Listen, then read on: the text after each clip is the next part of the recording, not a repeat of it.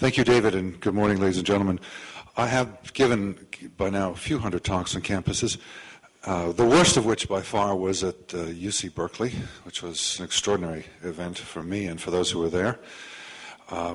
But most strikingly, of late, I've had no disturbances, not since October. I don't know if this is a trend, if it's just my own quirky personal experience, but I was, in fact, at Berkeley in April, and it was quiet, as well as every other university. I'm not sure if this suggests that the other side has decided that that tactic is not a useful one and that should leave us alone, or whether they're dispirited, or whether they're retrenching, or I don't know what. But it is of note, at least for me. I thought, since we have 3 students and ex-students to speak about their personal experiences, rather than tell you about my own, which, like David's, are quick. I go in for a few hours and I leave. I would rather build on what his initial comments suggested is the background to this, namely the connection between the left and the Islamists, or the red and the green. And when I suggested to David I'd talk about the red and the green, he thought I was going to talk about environmentalists. He wasn't too happy, but no, green in this case is the green flag of Islam. And I think this will be a useful background for the extraordinary stories you'll be hearing. Now, first I'd like to document it and then explain why this should be. And the documentation is interesting. Let me give you 3 examples of Latin American leftists and Iran. Here are 2 brother countries united like a single fist, said Hugo Chavez recently on a visit to Tehran. The son of Che Guevara visited Tehran last year, and he declared that his father would have supported the country in its current struggle against the United States. Fidel Castro beat them both, was there in 2001, and he told his host that Iran and Cuba, in cooperation with one another, can bring America to its knees. But it's, of course, not just Latin American leftists. Ken Livingstone, the former mayor of London, literally embraced Yusuf al-Qaradawi, the Islamist thinker. Ramsey Clark, our former Attorney General, our most embarrassing Attorney General, visited Ayatollah Khomeini and vowed his support. Noam Chomsky visited Hezbollah not long ago and gave his support. Workers' World had a moving tribute to Imad Mohnia, the recently killed arch-terrorist of Hezbollah. And then some of the leftists actually convert to Islam. Carlos the Jackal, Ilich Ramez Sanchez converted. Roger Garoudi, the French communist leader. Jacques Verger, another French communist leader. Yvonne Ridley, the British journalist. And H. Rap Brown, the American black leader. There's a long history of such cooperation.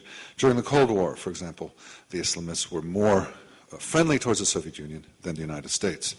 And in return, the left was more friendly towards the Islamists. In 1978, the famed Michel Foucault went to Tehran and he called Ayatollah Khomeini a saint.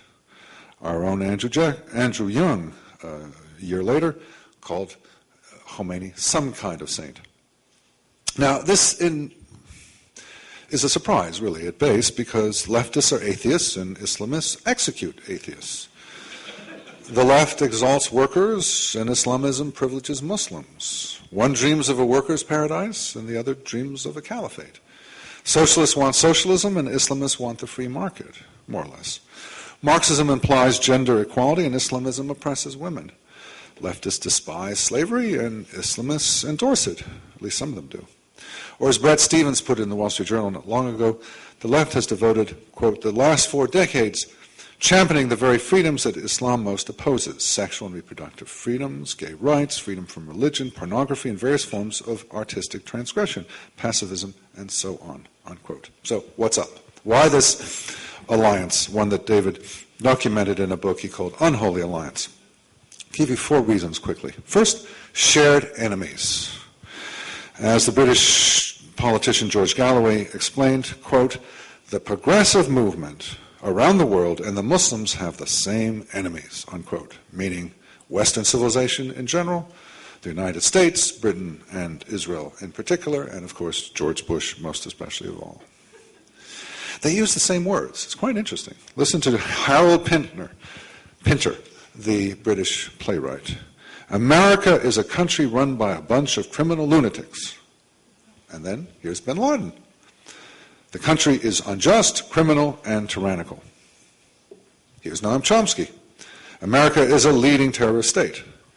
Here's a Pakistani leading Islamist by the name of Hafiz Hussein Ahmed. It is the biggest terrorist state in the world. So shared enemies, one. Two, similar goals.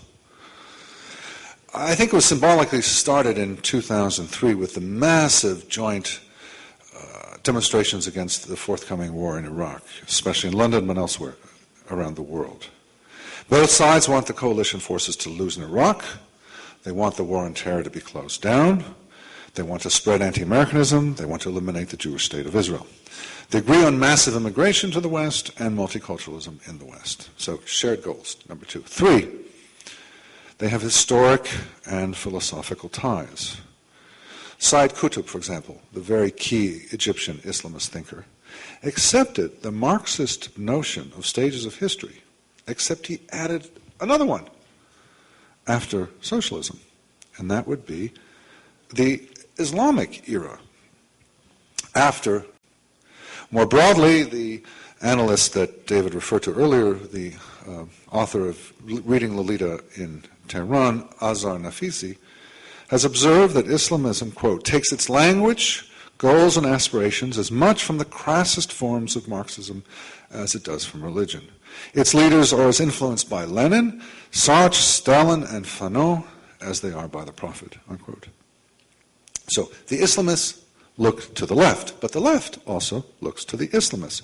Here's Oscar Lafontaine, former chairman of Germany's Social Democratic Party, and he outlined what they have in common. Quote, Islam depends on community, which places it in opposition to extreme individualism, which threatens to fail in the West. In addition, the devout Muslim is required to share wealth with others. The leftist also wants to see the strong help the weak, i.e., we've got a lot in common, says Lafontaine. Denis Kucinich, this is my favorite example, during his first campaign for president, which was more colorful than his second one, he quoted the Quran, he visited mosques, and he actually roused the Muslim audience at one point to chant Allahu Akbar, God is great. And he even went so far as to announce that I have a copy in the Quran of the Quran in my office. So point one, they have the same enemy. Point two, the same goals or similar goals. Point three, they have historic and philosophical ties. And point four, and finally, each side benefits from this alliance. We see this in particular on the campus. But more broadly, Islamism fulfills the predictions of Marx, the dialectical materialism of Marx. Now, as David mentioned, these were all wrong. But Marx forecasted that business profits would collapse in industrial countries, prompting the bosses to squeeze the workers. The proletariat would become impoverished, rebel, and establish the socialist order. None of this happened, and especially became clear in the mid-20th century. So, in lieu of the proletariat, which disappointed the left, the Marxists have been looking for some alternative. One was Gramsci's idea, then you have the idea of dependencia, and all sorts of elaborations on Marx's basic notion that someone is going to turn up and destroy capitalism. Well, guess what? Someone turned up. Not the right people, not the ones who expected, not with the right motives, but 9/11. What a glory for Marxism, no? Finally, someone has really given a punch in the face to the West. They are fulfilling Marxist predictions in their own strange way. The leftists tend to see the Islamists as their cannon fodder. What a remarkable thing it was for the leftist leaders in London in 2003 to have 1 million people out there. Leftists don't address 1 million people. And they responded with exhilaration. I've already quoted Michel Foucault, but he's so important he deserves a second quote. In 78, when he went to Iran, he felt an exhilaration at watching an actual revolution take place and violence take place, exalted, holy violence. This was wonderful stuff. Or to go to 9/11, the German composer Heinz Stockhausen said that it was, quote, the greatest work of art for the whole cosmos, unquote. Norman Mailer, a little more restrained, called its perpetrators, quote, brilliant. And Jean Baudrillard, a French philosopher, portrayed the perpetrators as slaves rebelling against a repressive order. So that's on the leftist side. Admiration and delight that the Islamists have turned up to fulfill the Marxist prophecies. On the Islamist side, it's a little more cunning and less exhilarated. It's more a sense that the left has a lot to offer them in terms of legitimacy, access, skills, and firepower.